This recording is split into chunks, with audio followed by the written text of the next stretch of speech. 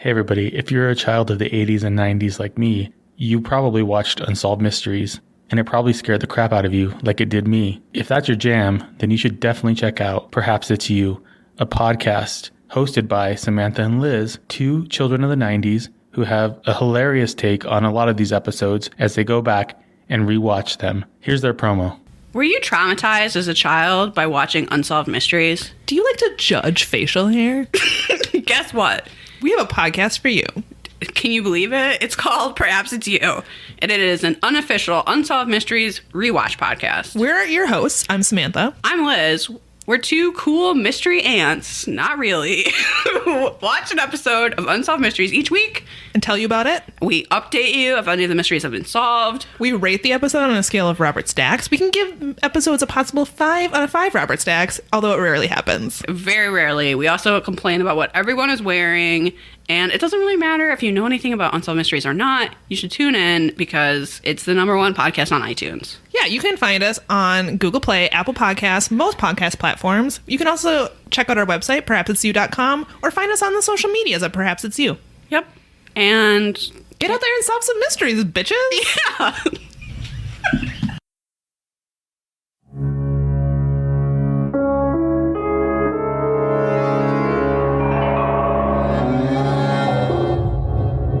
This is True Consequences, a true crime and mystery podcast with stories based in New Mexico and the American desert Southwest.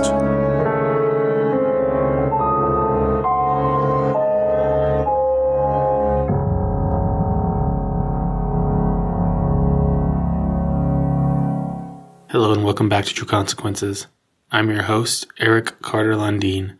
Today I'm going to be interviewing Amanda Kimbrell Romero. Amanda is the mother of Collin Romero. You may remember this case if you are from New Mexico.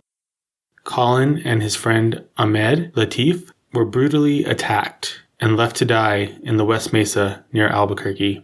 I reached out to Amanda because I wanted to get her perspective on the issues of violent crime in New Mexico. Amanda agreed to an interview. We spent some time talking a little bit about the case. You'll definitely hear some of that. But mostly what we talked about were things that need to happen in this state to address these issues, because these issues really affect everybody. As a lifelong resident of New Mexico, it's really become a challenge to accept things the way that they are right now. There has to be a better way. There has to be something else besides what we're dealing with as it pertains to the justice system. Amanda and I spent some time talking about some of the things that we think can definitely help make some changes in New Mexico. And not that I want to go on a sidetrack here, but if you have been paying attention to the news, you do know that Fabian Gonzalez was released a couple of weeks ago. Now, Fabian has been implicated in tampering with evidence in the case of Victoria Martins. If you're not familiar with that case, I would encourage you to look into it. Amanda and I spent some time talking about the fact that the bail reform law really has changed the face of justice in New Mexico. So much so, the people who are being charged with the murders of Collin and Ahmed were on a violent crime spree prior to December 2018. I definitely feel that something needs to change here in New Mexico. I hope you'll join me and Amanda in working together to make sure that we can create a brighter future for all New Mexicans, especially children. Many of you may or may not know this about me, but my brother was murdered when I was 5 years old. He was 9 months old. This was 34 years ago. His killer is still free. Now, the issues that are plaguing our state are not new. They've been happening for a long time. But we as a community need to wake up and really start looking into what we can do to affect change in this state.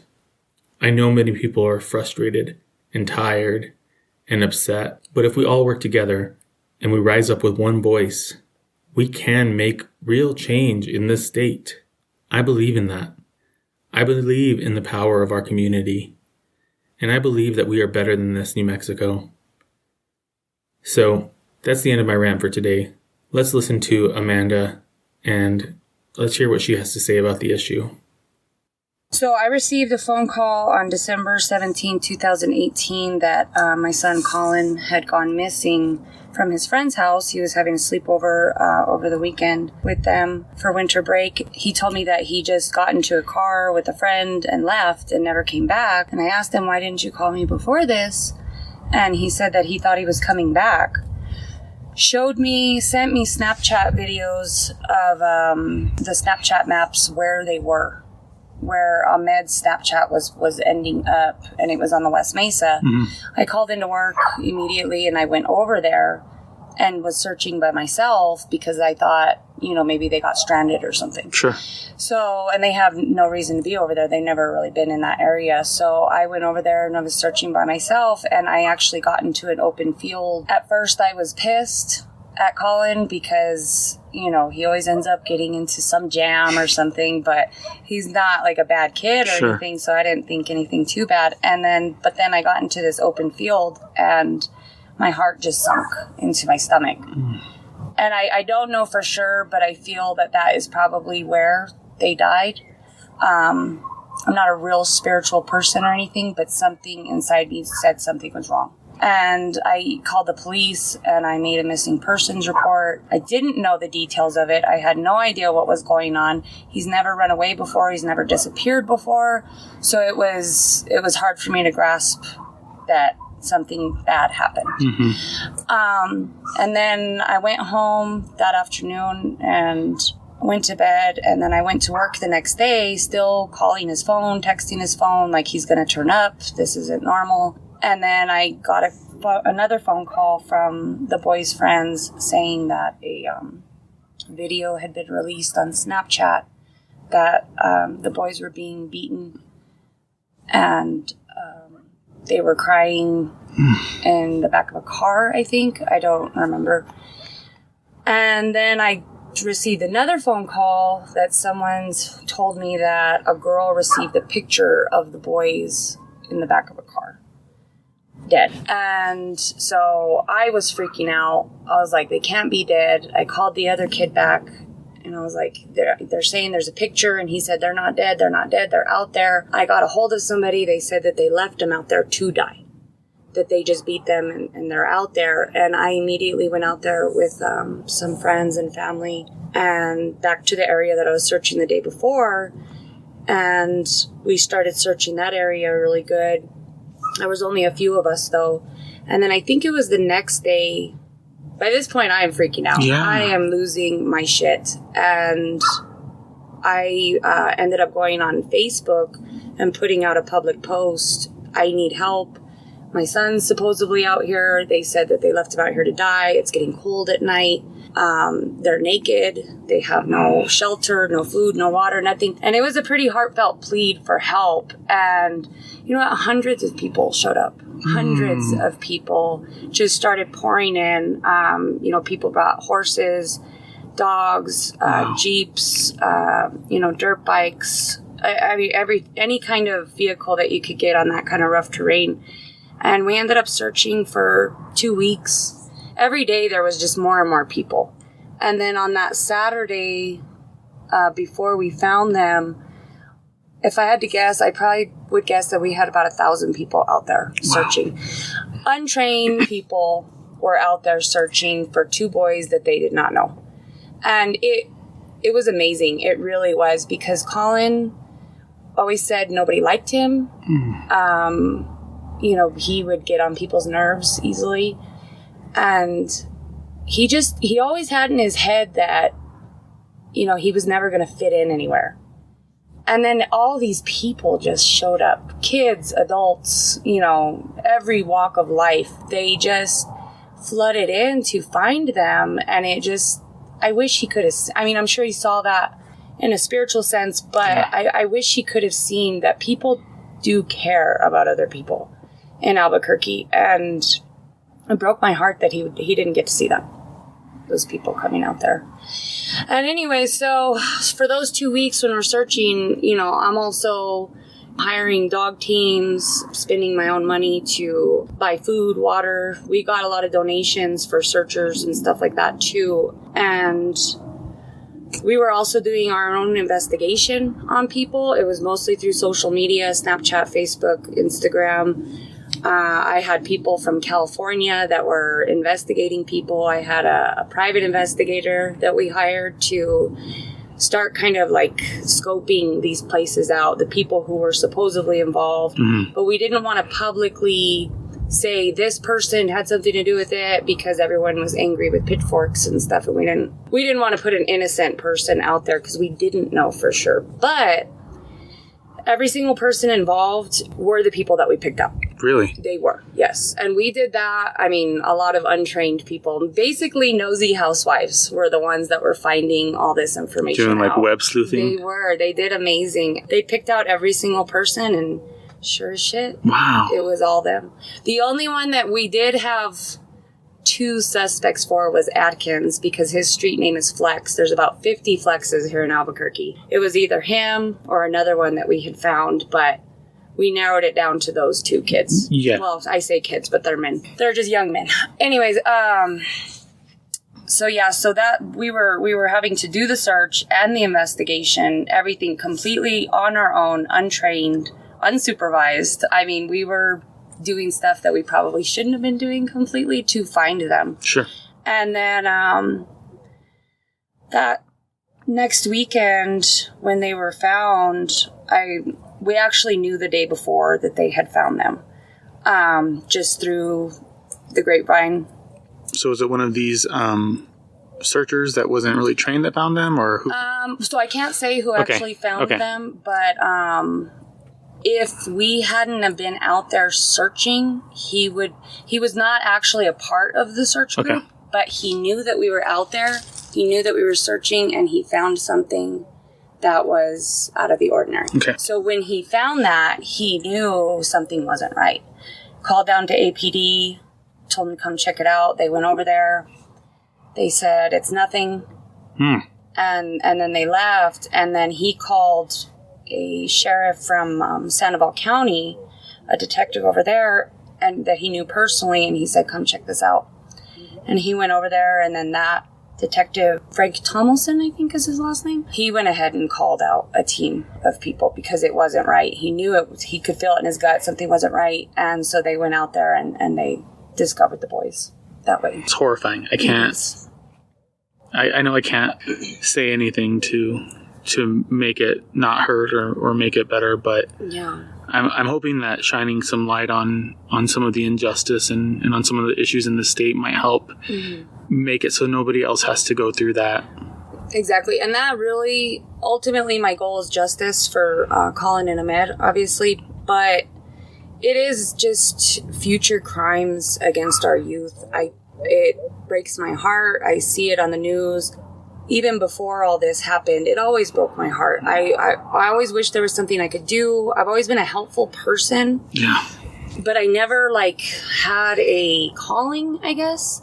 And I always wanted to get involved in the community, but not in the, just throw money at the situation. Sure. I don't think that helps because it usually lines someone's pocket that shouldn't be lined. Yep.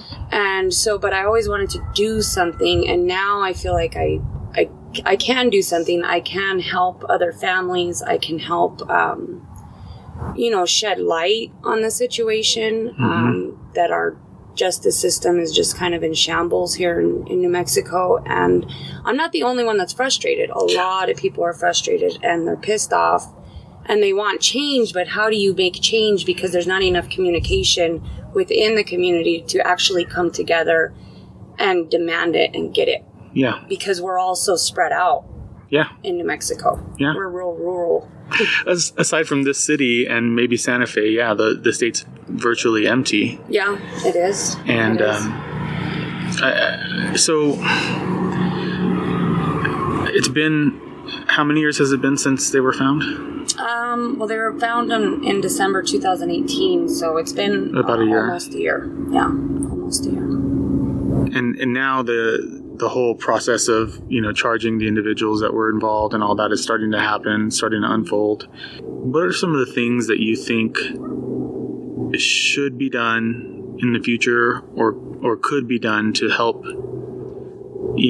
prevent what happened in this whole process? I would love to just call out Snapchat right now, actually.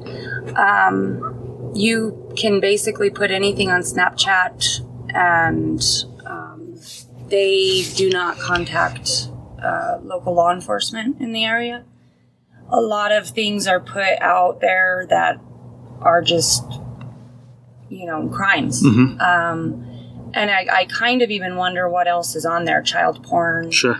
Murder, rape, things like that Snapchat doesn't even, do anything about. Now, Facebook, if you were to post something like that on Facebook, they would immediately contact local law enforcement and get them involved. Snapchat doesn't do that. So, supposedly, I don't know this for sure, Goldman, he had a habit of posting very violent crimes on Snapchat. And nothing was ever done about it. Nobody was ever, contacted with the authorities and stuff. And he would just put stuff out there and get away with it, basically. I don't know that. But that's the rumor, right? That is the rumor, yeah. I've heard it from multiple people. He would, just beat the living shit out of you and leave you somewhere, or, beat the crap out of you at a party. And film it. And then he was looking for some kind of notoriety or something, very, weird serial killer type shit. It's just hard to imagine why this all happened. I'm sure you ask yourself all the time. And I'm sure there's no answer, really, or at least we don't have one yet. Yeah. You might have one that you can't share. Yeah. But, I just, my heart definitely goes out to you. And I don't mean that to be patronizing. I really, as a fellow person who's experienced murder and crime in my own household, my own family, I know how it doesn't matter. It doesn't matter if these guys rot in jail for the rest of their lives. It doesn't change anything. It doesn't bring your son back. It doesn't. And I know that at the end of the day, nothing's going to bring him back. But also at the end of the day, there has to be, someone needs to answer for their crimes. Yeah. And people do need to, do the time for what they chose to do. Yeah. And I said it time and time again, had it happened quickly and, you're in a vehicle, shit gets out of control, and then, it just escalates. And they were shot quickly. If it truly was a supposed drug deal gone bad, that would have happened. It would have happened very quickly. I would have said, you know what? Shit happens. And it does, because when I was younger, I was in situations like that. Mm-hmm. Or had I had a gun on me and things were happening, I may have done something stupid too. But they had 2 hours to think this through. I don't think it was an accident. I don't think it was, shit just went wrong and spiraled out of control. 2 hours is a long time to torture someone. Yeah. That's a very long time. But they had to also escalate it and kill them. They could have left them out there. They could have stripped them of their dignity, embarrassed them, humiliated them, put it on Snapchat, everything, and then just left them. But no. They had to take it one step further and kill them. There was zero reason for that. And I've been told by every single detective on the case, Collin was never, ever the target. It was Ahmed and another boy. Collin got into the car instead. And he was never supposed to be in that car. So that hurts a lot. Not that I would want it to happen to any other child or Ahmed. But it sucks for me, as his mother, that he never had a problem with these people. He knew them through other people. They were more of acquaintances, and I was told over and over again, they never had a problem with him. And that hurts. That it really wasn't supposed to be him in that car. It's just senseless. It really was. It is either way, no matter what boy was in the car and stuff, but it makes me even more mad. Sure. That he wasn't even supposed to be there. It sucks. What do you think that needs to change with our laws in New Mexico? I think the bail reform law is the number one thing that is tying up the DA's hands, APD's hands. That needs to be completely reversed. I think when it first got put into place, people thought that it would be low-level crimes, panhandling or, petty theft or something like that. Those types of people that would be released, not violent criminals. Nobody read the fine print and said, no, you have to be a violent offender and a flight risk. Yeah. So even if I go and shoot up a house right now, I'm a violent offender, but I have no connections outside of New Mexico. Where am I going to go? I'm not a flight risk. I didn't run from the cops when they came and got me. So I get to get out of jail until my trial for me to continue on another crime spree. Offending, yeah. Yeah, and there's been, case after case of people being arrested for a crime. Let's just take domestic dispute as an example, and getting out because they're not a flight risk, and then going and finishing the job. They should have never been released. So perhaps somebody got in a fight with their wife, beat them up, got released, and went and killed their spouse. Mm-hmm. That's exactly what happens. And the Arnold system has been shown in every single state that it's implemented that it is completely ineffective.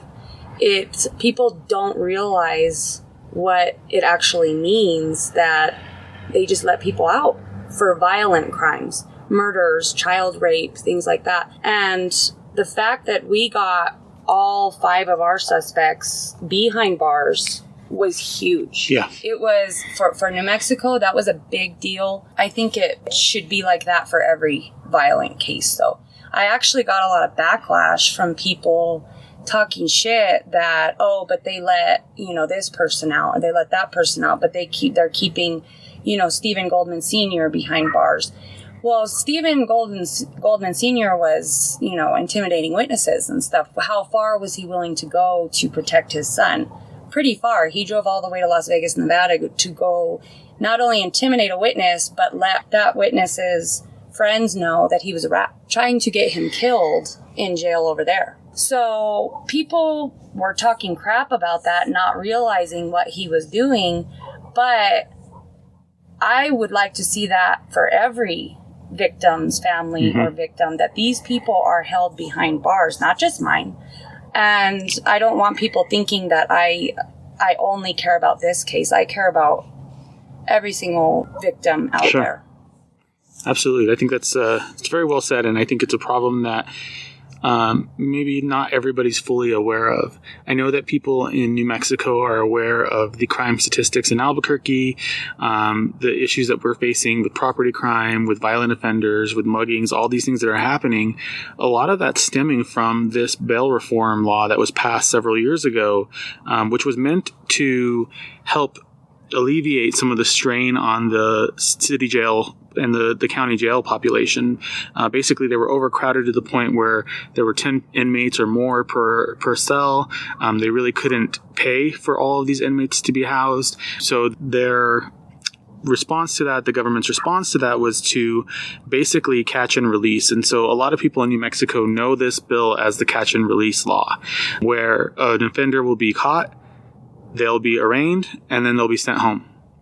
And for somebody, I think you kind of alluded to this, I don't know if you can talk about this, but some of their behavior prior to the incident with Collin, these 3 people, some of their behavior prior to the incident with Collin kind of shines a light on the problem here. Yeah. So a big problem with some of them is, again, this is speculation. I don't have proof of this part of it, but people were scared to call the cops because why call the cops when they're just going to be released immediately? Very violent individuals. You looked at them wrong and they would just, beat you and stuff. So that's alarming that people have gotten to the point where they don't even want to make a big deal out of something, out of a crime, because they're just going to be released. So why even do that? And then Goldman Jr. and Fabian, and then some other individuals that weren't involved, they were on a crime spree throughout several states. They were robbing pharmacies at gunpoint very violently. There were other crimes committed that I can't talk about leading up to the boys, but they were already on the radar of the police for a shooting that took place in November. It was a robbery, and they did try to kill those boys as well. They were a little bit older. They fought back, and they got away.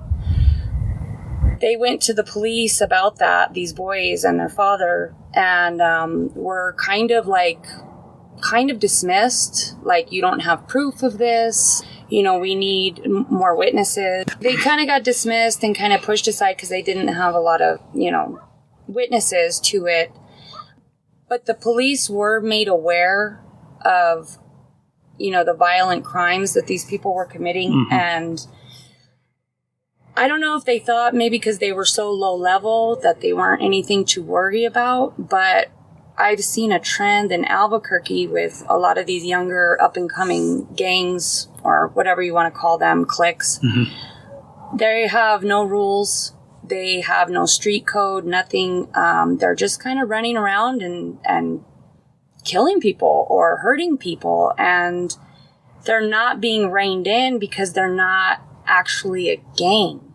And we don't have our gang unit anymore. We don't have rope team anymore. I can't remember who dismantled those, but that was a huge mistake right there. Those teams to me were very, very valuable to Albuquerque, and they kind of helped curb that violent behavior because you knew someone bigger and badder was going to come after you. Yeah. And now these cops are being held to this outrageous standard that they can't hurt you or they can't, rough you up trying to bring you in. And they're being sued right and left from criminals. You can't be going around doing this shit and then expect to be treated with kid gloves. Yes. Yeah. And so I really feel like APD's hands, well, I'm sure cops everywhere, are just, they can't do anything about this. And I'm sure they're very frustrated too, a lot of them, because they keep catching these people and then they see them the next day. Mm-hmm. It's almost like to me, like a slap in the face to not only the victims and the community, but like to the police officers too. Yeah, absolutely. I mean, I can't imagine arresting a violent offender and then the Justice Department just lets them go. Yeah, yeah. And then you have to get them again, or you find them doing something worse, or they end up killing somebody. Like, it's Exactly. It's mind-boggling that we're in this place. Exactly. It's kind of like, I guess, the broken window theory, Talk about that. So, to me, I keep using myself because I don't want to throw anybody else out there. But if I'm breaking into your car to steal something, I probably have a reason, and I'm just going to throw this out here, but more than likely drugs. Sure. And I'm going to start escalating because, I'm going to get more and more desperate. I'm going to get more and more brave. I'm getting away with it. I'm not being arrested for it. I mean, most people don't even call in to make a police report anymore when their cars are broken into. Yeah. Because they are so overwhelmed with all these calls that they can't even show up to them. Mm-hmm. So currently in Albuquerque, New Mexico, there's one cop for almost every 1,200 people in Albuquerque. So there's not enough cops for the citizens here to protect us and stuff. And then that's why, it takes us to protect ourselves, protect our property. But then look, you're going to be sued by those same people who are coming to, hurt you or break into your cars and stuff. And as a law-abiding citizen, it's like you're screwed from each angle. And what are you going to do? Well, then there's also the risk of retribution and being retaliated against when they eventually get out of jail, which is going to happen. Exactly. So I haven't received any direct threats from the individuals' families, but I have received a lot of warnings from other people saying that, they retaliate, families, friends. I had to move because of it, because I was again, I never received a direct threat, but I was just getting such strong warnings that I went ahead and moved because of it. And, I didn't want to become another victim of theirs don't have the victim mentality. I won't ever have that mentality, but I will take it upon myself to protect myself. Yeah. And so, I bought new guns. I kind of like prepared for them to come find me, and a part of me kind of hopes they do, because they'd be surprised. But but then again, I'm not going to just lay down and be their victim. Yeah. I'm just not. So what do you think everyday people in the state can do to make a difference? You know what? I think communication with, like-minded people, I think is huge. Reading up on judges and laws before you vote on them. Again, communicating with other people in your community that are on the same page as you and they're sick of the same things you're sick of. Realizing that you're not the only one that wants to see this change. And so really getting out there and voting, it has a lot to do with it. I don't think a lot of people vote, or they see a D or an R next to a name and that's automatically where they're going because they're Democrat or Republican. And me, personally, I research people before I vote on them. I don't care what side they're on. Yeah. I might lean to the right a little bit, but I'm not full-blown Republican or anything. I don't care what political party someone is affiliated with. If their goal is, to help the criminals, I'm not going to vote for that. Sure. Definitely not. But yeah, I think people need to just kind of get out there and vote and communicate more and get to know their neighbors, get to know, their kids' friends, their kids' friends' parents, and really kind of open your eyes to see that at any moment, any of us could be a victim of this. Yeah. I never thought something like this would happen to me, but I was never ignorant to the fact that it could be me or my child or my family member. I was never an ignorant person like that. But at the end of the day, we always have that mentality, not me. Yeah. And it can be. And I've met a lot of parents who have lost children from every walk of life. Good people, poor people, rich people, middle income people. It doesn't matter where you come from. Violence does not see money, race, sexual orientation, nothing. Violence is very open to anybody. Yeah. And it's a huge problem here in the state and in the city in particular. And I think your point is well taken here. People need to know what's going on. They need to know what they're voting for. They need to know who their city councilors are and what those city councilors stand for, because the city council has a lot to say with what goes on in the city jails and in the county jails. And they need to be held accountable for these laws. And whoever was responsible for this fiasco needs to be held accountable, or at least take some responsibility and some ownership, and let's figure out something else and keep those violent offenders where they belong, which is away from the general public. I think that's a huge opportunity here. And that's part of the reason why I'm doing this podcast, is because I feel like people need to be talking about this. And if nobody's going to talk about it, then I'm going to talk about it. And I was inspired by you, just so you know why I reached out to you. I knew about the case when it happened and everything, but I never actually looked into you or anything. I saw your Facebook page, and some of the posts that you had posted were really inspiring for me, because you're not afraid to say something, good, bad, or indifferent. You're willing to stick your neck out there, and I feel the same way. I just feel like somebody has to say something. Exactly. I've had a lot of people in my life tell me I'm too outspoken. I need to mind my own business. I need to shut my mouth. I'm a part of a union, and I'm not a union steward, but I act like a union steward because I'm not going to let, management get away with treating their employees like shit. And I've had coworkers and stuff tell me, why do you care? And I'm like, because I care. And even though obviously work is a stupid example, but I've always kind of been like that in general.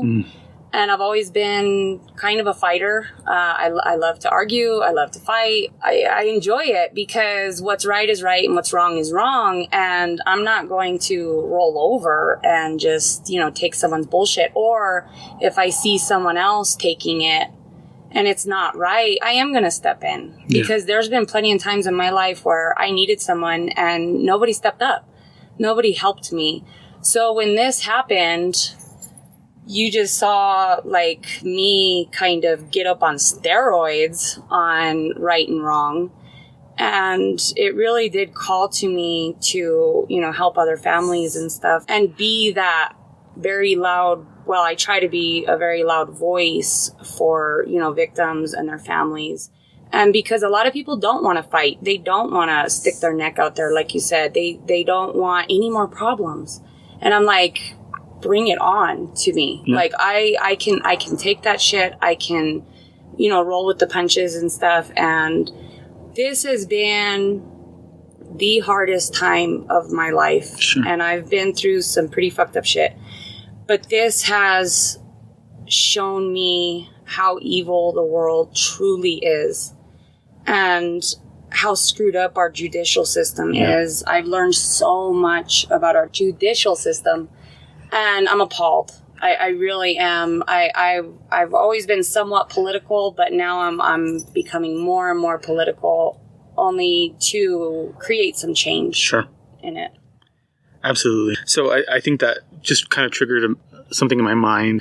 So my day job, I'm a manager. I'm an operations manager. And there's this phrase in management that what you ignore, you permit. And I feel like that's exactly where Albuquerque and New Mexico is right now. And if you're listening to this podcast, you really need to wake up. And I don't mean to sound rude or disrespectful, but I feel like as a community, we need to wake up. The reality of what's happening is tearing the city apart. And I've lived here for over 20 years. I'm a native New Mexican. I moved up to Albuquerque from Socorro when I was 18, 21 years. Good grief.